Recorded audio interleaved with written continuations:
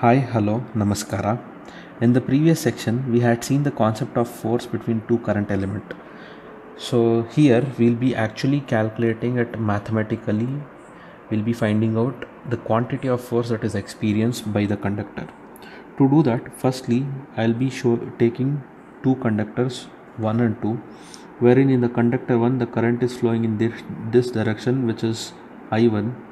So I'll be calling it as I1, and in the second conductor the current flowing is I2, and I'll be taking this direction which is shown there. So to calculate the force, I'll be first considering a small differential current element, which I'll call it as dl1. Okay, so I want to calculate the force experienced by my dl1. When will the force be experienced? When there is a magnetic field. So who is creating that magnetic field over here? The current which is flowing in my coil 2, and here I'll be considering a small portion of dl2, okay, which creates a small portion of magnetic field db2, and this db2 will cause some force on this current element I1 dl1. So this two, I1 dl1 and dl2, are separated by a distance r. So to calculate the force, I'll be writing the force over here. The force can be calculated as, firstly I'll be taking the small current element I1 dl1 cross, I'm applying the concept which we have already seen, that is force on a current element, which is nothing but cross the magnetic field db2. So this gives me the small force that is experienced by this small current element. The small force, I can call it as df1, right? The small force that is experienced by my current element. But what is causing this force? This force is caused by this small current element, right? It is not the total wire, it is just the small current element. Hence it is a double differentiation, a small force experienced due to the small current element. So this is my equation 1. This is how I take the equation 1. But what is dB? What is dB2? How to define dB2? dB2 can be written as permeability times dH2, right? Because B is nothing but mu naught H, which we all know. Hence dB2 can be written as mu naught dH2, where dH2 we know from Biot-Savart's law is nothing but, because of the current element I2 dl2, there is a magnetic flux created around that particular conductor, right? So if I say this is a flow of current, this is a flow of current, so if I use the right hand rule, current is flowing in the upward direction, hence the magnetic field will be curling like this around it.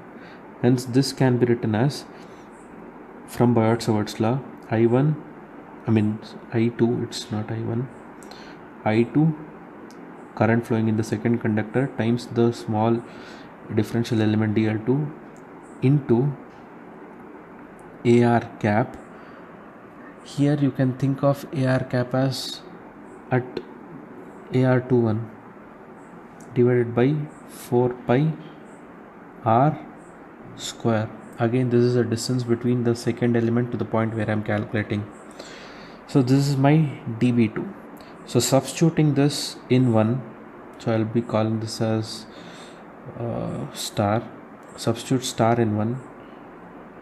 Star in 1 can be written as d times df1 is equal to I1 dl1 cross, what is dB2? dB2 is nothing but mu naught I2 dl2 cross AR21, this is the unit vector, divided by 4 pi r2 1 square.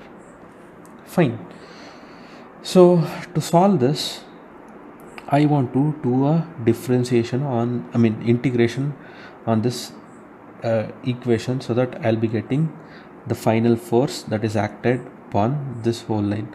So to apply the integration, I have to integrate this whole line, right? I have to integrate the whole line so that I'll be getting the force experience, the magnetic force experience. So the integration will be applied in this expression only. It is nothing but the double integration. It is closed line integration on this expression. So if I apply the double integration, this star becomes the force experience F1, which is equal to, here I1, I2 and mu naught can be taken outside because it is common, it is a constant value.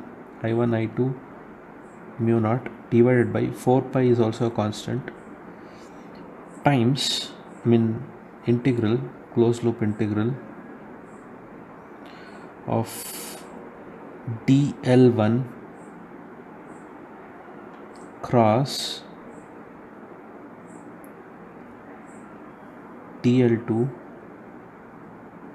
cross ar21 cap the whole divided by r21 square. So this is the force experienced by my conductor 1 due to the current flowing in conductor 2. Okay, similarly I can write for the second conductor, the force experienced by my second conductor.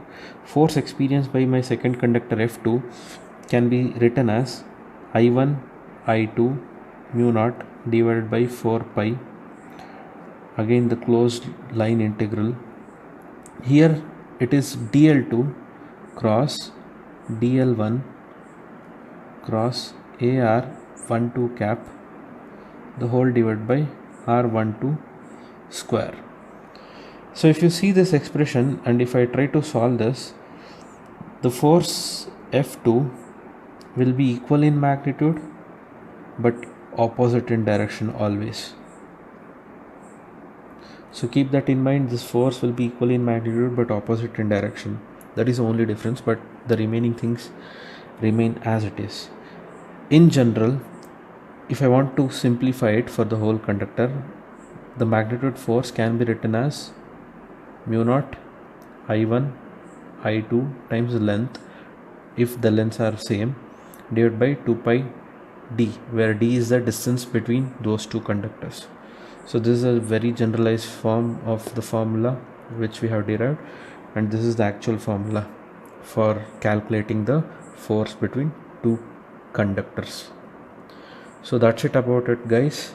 Any doubts or any queries, you can please feel free to contact me or ask me. I'll help you out. Thank you.